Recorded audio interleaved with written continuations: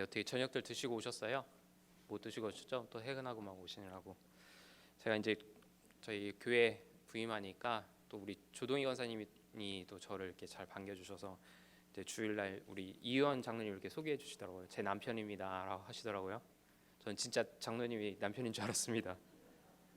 그랬더니 또 다른 권사님이 또 이의원 장로님 제 남편입니다. 그래갖고 이 부인이 세 분이 되시는 줄 알고 네, 참 족보가 꼬였구나 막 그런 생각도 했었는데 네. 우리 간사님들이 참 무척 재미난 분들이라고 생각을 많이 했습니다. 또 제가 아무리 긴장될까봐 또 이렇게 마음 풀어주시려고 그렇게들 하시는 거 보고서 너무 감사하다라는 생각도 많이 했고 배려도 많이 해주셔서 너무 감사했습니다. 저도 그런 뜻에서 우리 옆에 분과 한번 인사할까요? 우리 예수 안에서 우리는 한 가족입니다. 우리 같이 인사할까요? 인사하겠습니다. 네. 날씨가 많이 추워졌는데 건강 유의하셨으면 좋겠습니다. 오늘 우리가 살필 말씀에서도 보면 피는 섞이진 않았지만 예수님 안에서 하나 된 가족을 보여주는 모습이 나옵니다. 바로 사도 바울과 데살로니가 교회 성도들입니다. 이들은 마치 한 가족처럼 서로를 아끼고 사랑하고 있음을 이 데살로니가 전후서를 통해서 우리가 확인할 수 있습니다. 그리고 우리 데살로니가전서 2장 읽진 않았지만 2장 1절에서 16절을 보면 서로에 대한 신뢰 가운데 데살로니가 교회 성도들을 사도 바울의 말을 서로 하나님의 말씀으로 이렇게 이해하고 받아들였음을 볼 수 있습니다. 주일날 이제 목사님 말씀을 통해서도 많이 은혜를 받으셨는데 목사님하고 이렇게 합이 맞은 건 아니었는데 또 성령께서 어쨌든 그렇게 인도하셨던 것 같습니다. 그래서 그 라우디아 교회를 향하신 하나님의 말씀에 대해서 이야기하듯이 이 데살로니가 교회를 향해서 사도 바울을 통하여 주신 하나님의 말씀을 이 데살로니가 성도들은 사도 바울의 말이 아닌 하나님의 말씀을 듣고 그것에 순종했음을 볼 수 있는 것이죠. 네. 그리고 사도 바울 역시 자신의 말이 아닌 하나님의 말씀을 전하고자 애를 썼고 사람을 기쁘게 하기 위해서가 아닌 하나님을 기쁘게 하기 위해서 진실되이 복음을 전했음을 말씀을 통해서 볼 수 있습니다. 여기에서 사람을 기쁘게 하지 않는다는 이 말은 사람을 무시하거나 또는 사람을 기쁘게 할 것이 없다, 배제한다는 말이 아니라 하나님만 기쁘게 하면 된다, 사람을 기쁘게 할 필요가 없다, 그런 말은 아니고요. 간사함이나 아첨이나 속임수로 하지 않았다, 그런 말입니다. 네.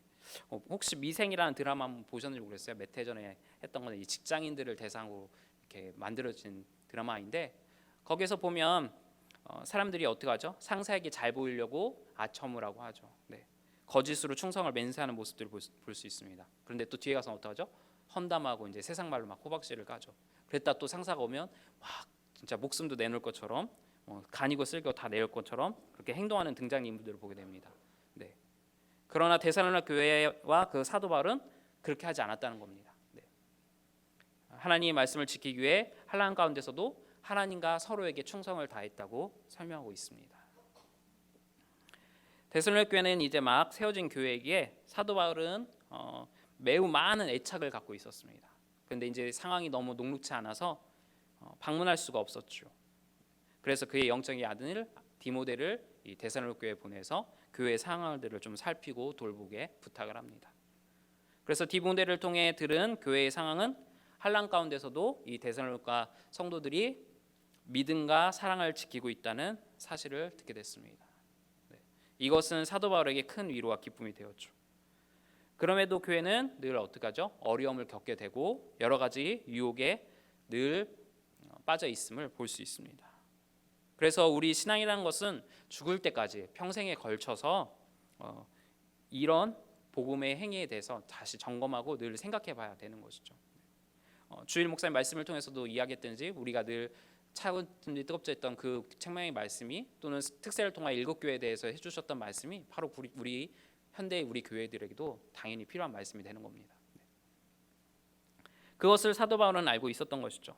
그래서 2장과 3장에 걸쳐서 데살로니가 교회가 건강한 교회임을 칭찬함에도 불구하고 4장과 5장에 걸쳐서 신앙의 권면을 계속 지속적으로 하고 있습니다. 사도 바울은 무엇을 권면하고 있나요? 항상 기뻐하고 우리가 읽었던 범사에 감사하고 쉬지 말고 기도하고 범사에 감사할 거를 늘 권면하고 있습니다. 네. 이 내용이 4장에서부터 사실은 시작되는 겁니다. 방금 말씀드린 것처럼 그리고 5장에서는 재림을 기다리는 우리의 삶을 이야기하고 이 내용을 집약한 신앙생활의 신조를 바로 오늘 말씀 항상 기뻐하라, 쉬지 말고 기도하라, 범사에 감사하라 라고 권면하고 있는 것입니다. 네, 오늘 이제 저는 여러분과 이 세 가지 권면에 대해서 좀 더 깊게 살폈으면 하는 겁니다. 우리가 이제 한글 성경은 이렇게 번역이 되다 보니까 좀 그 내용들을 잘 모르는데 구약 성경은 이제 히브리어가 원래 본문인 거 아시죠? 원문. 그다음에 신약 성경은 헬라어로 기록했고 이것이 번역돼서 이제 저희들이 이렇게 읽을 수 있는 이 한글 성경으로 번역됐는데 이 원어를 갖고 한번 조금 더 깊게 말씀 한번 여러분과 나눴으면 하는 겁니다. 첫 번째로 항상 기뻐하라에서 항상은 모든 시간을 의미합니다. 우리의 모든 삶의 시간 속에서 기뻐하라고 말하고 있는 것입니다. 누구를 기뻐해야 할까요? 자, 우리 4장 한번 보시겠어요? 성경 4장 한번 보시면 4장 1절 보시면 제목이 있을 겁니다. 뭐라고 되어 있죠? 읽어볼까요? 시작. 하나님을 생활. 그렇습니다. 하나님을 기쁘시게 하는 생활이라고 되어 있습니다. 결국 모든 시간을 기뻐하는 것은 그냥 내가 기뻐하면 된다라는 것이 아니라 그런 의미가 아니라 하나님을 어떻게요? 기쁘시게 하는 삶을 살으라는 것입니다. 네. 우리 소요리 문답 제 1번이 무엇인지 혹시 아시나요? 네. 세례 받으신 적이 좀 오래되셔갖고 이게 학습 세례 때 이제 하는 건데 제일 되는 목적 무엇입니까? 사람의 제일 되는 목적은 무엇입니까? 하나님을 그렇죠. 영화롭게 하고 영원토록 그를 즐거워하는 것. 바로 이것입니다. 네. 하나님을 영화롭게 하고 영원토록 그를 즐거워하는 것, 기뻐하는 것. 이것을 사도 바울은 우리에게 이야기하고 있는 것입니다. 이제 두 번째로 쉬지 말고 기도하라에서 쉬지 말고는 무슨 말이냐? 거듭거듭 또는 끊임없이의 의미, 이 두 가지 의미를 가지고 있습니다. 거듭거듭 또는 끊임없이. 쉬지 말고 기도하라는 말은 무엇인가요? 거듭거듭 끊임없이 기도하라는 뜻입니다. 예전에 저는 이 뜻을 잘 이해하지 못했어요. 이제 학생 때 막 예수님 믿고 막 불이 뜨거워질 때, 인격적으로 이제 만나서 불이 뜨거워질 때 성경 말씀을 읽으면서 이 말씀을 그냥 문자대로 이해를 해서 해석을 해버린 거예요. 그래서 계속 기도해야 되는구나, 쉬지 않고. 그런 상황으로 받아들인 거죠. 친구하고도 얘기하다가 갑자기 기도 막 하면 기도하고, 미친 사람처럼 그렇게 하고, TV 보다가도 갑자기 기도해야 되면 기도해야 되고 막. 또 갑자기 죄 짓는 생각하면 또 바로 그 자리에서 회개하고 기도하고 그랬습니다. 무조건 모든 것을 멈추고 기도해야 하는 상황으로 생각을 했었습니다. 그래서 한 번은 제가 순교할 뻔했어요. 어떻게 됐냐? 차도를 이렇게 건너가고 있는데 갑자기 기도가 된 겁니다. 그래서 눈을 감고 기도했는데 어떻게 됐을까요? 다행히 여러분들 알고 있는 것처럼, 결과가 알고 있는 것처럼 제 앞으로 차가 지나간 건데 어쨌든 순교할 뻔했지만 다행히 살았습니다. 네. 어떠세요? 쉬지 말고 기도하라. 저처럼 이런 뜻일까요? 거듭거듭의 의미는 무엇일까요? 여러분들 이 기도, 여러분들이 하는 기도 제목들이 있으시죠? 근데 그 기도를 할 때 한 번 기도하고 딱 끝내는 걸까요? 이제 더 이상 기도 안 해도 될까요? 그것이 아니라 거듭거듭 기도하라는 것은 하나님의 뜻이 이루어질 때까지입니다. 네, 하나님의 뜻이 이루어질 때까지. 주님의 기도가 이것을 가르치고 있잖아요. 뜻이 하늘에서 이루어진 것처럼 땅에서도 이루어집니다. 네. 하나님의 뜻이 이 땅 가운데 이루어질 때까지 거듭거듭 기도해야 됩니다. 여러분들의 기도 제목이 단순히 육신의 정욕과 안목의 정욕을 위해서가 아니라 하나님의 뜻과 부합되어서 적합이 되어서 그 뜻이 이루어질 때까지 나의 기도 제목이 관찰돼야 됩니다. 이 과정을 통해 우리는 어떻게 됩니까? 그리스도를 인격적으로 닮아가게 되는 것입니다. 네. 그것을 의미합니다. 다음으로 거듭거듭에 이어 다음으로 끊임없이는 무엇을 의미할까요? 끊임없이. 원어에서 보면 이것은 심연, 우리 마음이나 어떤 심연에 깊숙한 그 상태까지 떨어지는 그 상황을 설명하고 있습니다. 심연에 매우 깊숙한 상태까지 떨어졌을 때 기도하라는 의미를 가지고 있습니다. 더 엄밀히 말해서 끝이 없는 나락으로 떨어지고 있는 상태를 의미합니다. 여러분, 기도를 우리가 끊임없이 기도할 수 있을까요? 하기가 참 어렵습니다. 쉽지가 않습니다. 정말 너무나 힘든 상태에서 기도조차 할 수 없는 상태가 있습니다. 네. 포기하고 싶은 상황이 있습니다. 이거는 멈추지 않고 계속 떨어지네요. 해결할 방법이 없죠. 네. 사면 초과입니다. 저 깊은 나락으로 떨어져 버려요. 그럴 때 우리는 낙심하여 기도를 끊게 됩니다. 또 다른 상황이지만 너무 바빠서 기도를 끊는 우를 잘 범하죠. 우리의 신앙에서 기도는 매우 중요합니다. 그런데 그 기도를 끊게 됩니다. 술, 담배, 막 죄들 그런 것들을 끊어야 되는데 기도를 끊게 돼요. 사랑하는 여러분, 어떤 상황에서도 기도를 끊지 마시길 바랍니다. 네. 주님의 이름으로 소망을 품기 바랍니다. 네. 옛말에도 하늘이 무너져도 솟아날 구멍이 있다고 합니다. 심지어 근데 우리 신앙인들이 소망을 품고 기도해야 되겠죠. 네. 소망을 품고 계속 기도하시길 바랍니다. 네, 마지막으로 범사에 감사하라에서 우리가 이 범사에 대해서 한번 살펴보겠습니다. 범사는 모든 것 안에서 감사라는 뜻을 가지고 있습니다. 모든 것 안에서. 성경 속에 나오는 감사는 여러 가지 뜻을 가지고 있습니다. 이제 찬양을 통해서 하나님께 감사하라라는 뜻 그 단어도 있고요. 또는 고백을 통해서 하나님께 영광을 돌리는 감사의 모습도 나타나고 있습니다. 근데 이제 오늘 이 감사의 내용은 하나님께 다시 드리다 또는 하나님께 드리다라는 의미의 감사의 단어를 쓰고 있습니다. 이 본문의 감사라는 이 헬라 단어는 예수님께서 이제 오병이어 사건을 베푸시는데 그곳에서 이제 축사하시고라는 단어가 나오거든요. 그 단어와 동일한 단어입니다. 네. 오병이어가 어떻게 되죠? 어린 아이의 오병이어를 하나님께 드리고 그것을 예수님께서 받으시고 감사, 축사 기도하시고 다시 오병이어를 어떻게 하죠? 사람들에게 나눠주죠. 네.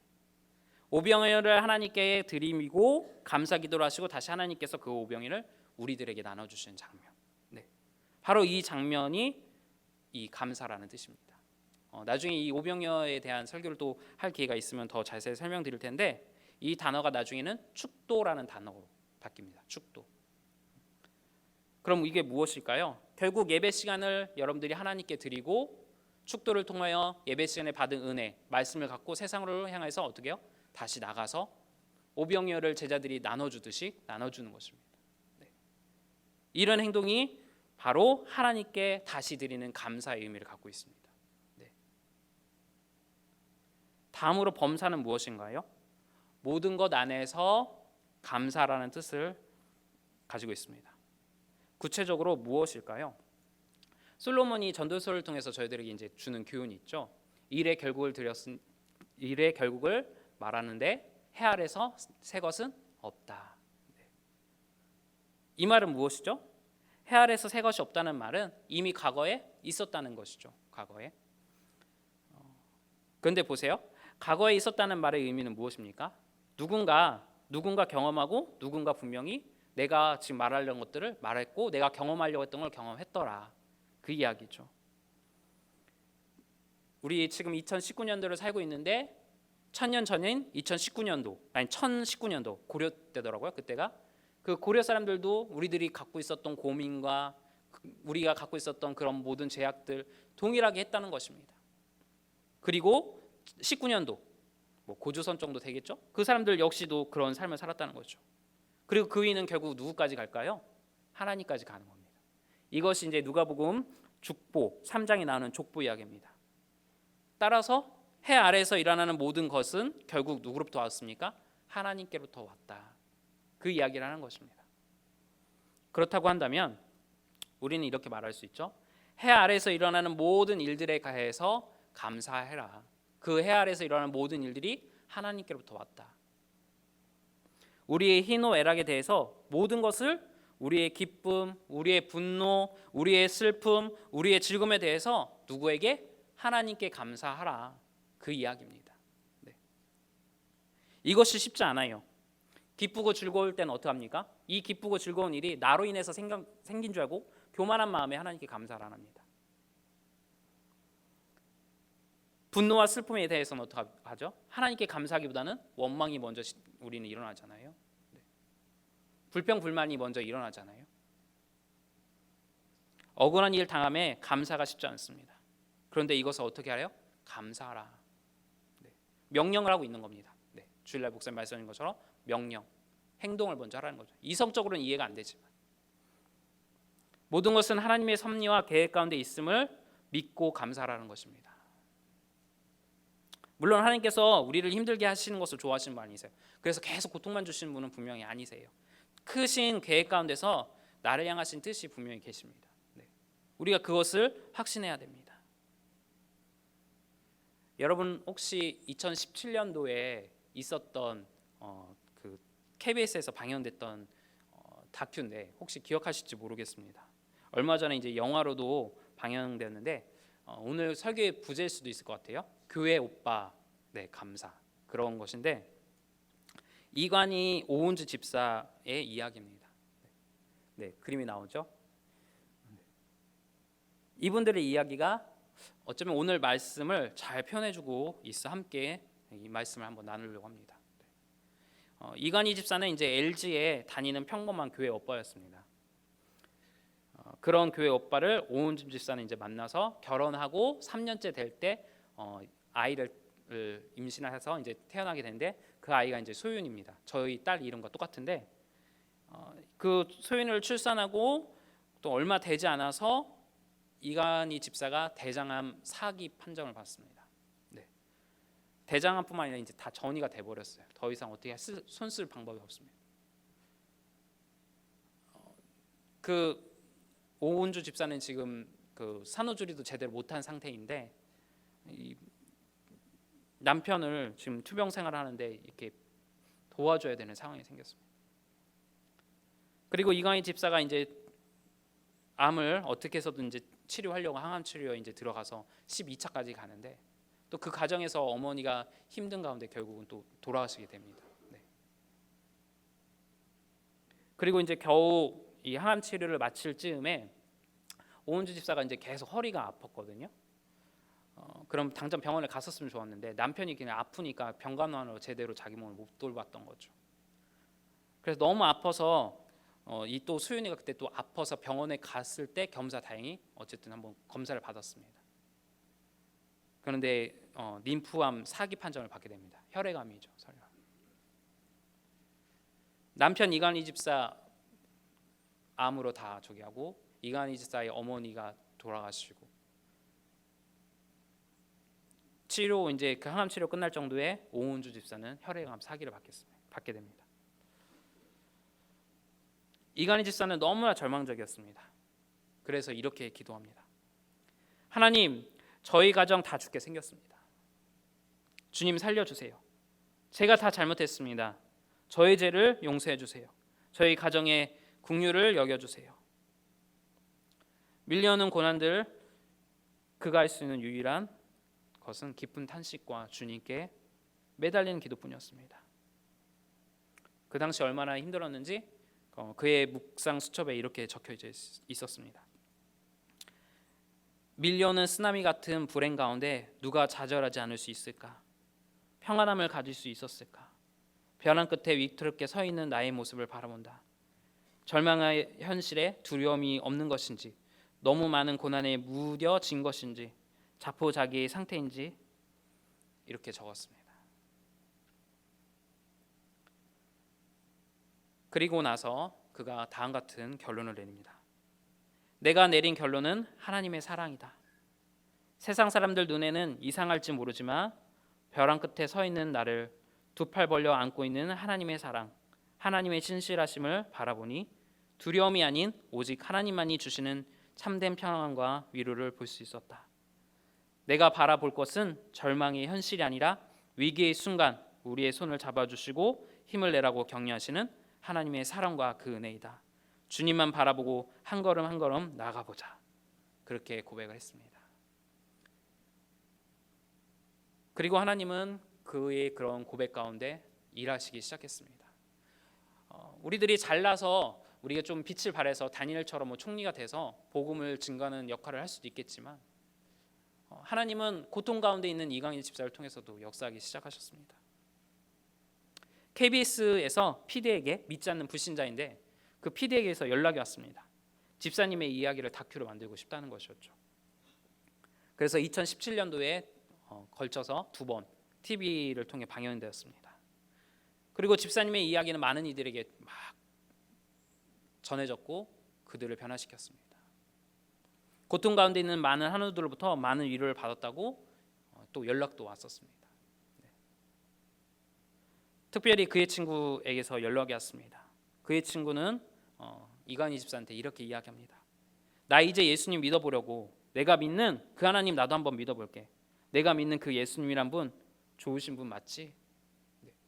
이간희 집사의 상황을 다 알잖아요. 네. 그 친구의 고백입니다. 내가 믿는 그 예수님이란 분 좋은 분 맞지? 이 집사는 크게 놀랐습니다. 맞아, 내가 믿는 예수님 좋으신 분이야. 나에게 연락해줘서 너무 고맙다.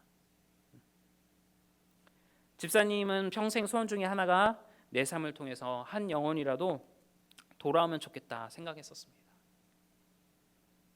내 아픔과 고난을 통해서 열매를 맺게 하셨구나. 그런 생각이 드니까 너무 감사할 수밖에 없었던 거죠. 그러면서 집사님은 이런 고백을 합니다. 하나님은 이런 분이십니다. 하나님의 국률하심을 구할 때 저희 기도에 응답하시는 분입니다. 고난과 절망 가운데서 하나님의 영광을 드러내시며 극적 반전을 이루시는 분입니다. 아멘. 지금 집사님은 이제 돌아가셨고 오은주 집사님이 이제 남으셔서 이 이야기를 이야기하고 또 책으로 내기도 하면서 간증을 하고 계십니다. 이 집사님의 상황을 보면 항상 기뻐하라, 쉬지 말고 기도하라, 범사에 감사하라. 네. 할 수가 없는 상황입니다.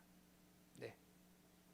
그러나 말씀에 순종하고 역사하시는 성령 하나님의 도우심을 따라 자신의 상황에 대해서 기뻐하고 절망 가운데 정말로 심령의 낙엽 가운데 솟아날 구멍이 없는 그런 상황에서도 하나님께 기도하고 나를 통한 하나님의 뜻하심이 있을 거라 확신을 했고 그 가운데서 감사의 생활로 그의 삶을 통하여 하나님께 영광 돌리는 삶을 볼 수 있습니다. 신앙, 이와 같은 신앙의 고백이 저와 여러분들의 고백이 되었으면 좋겠습니다.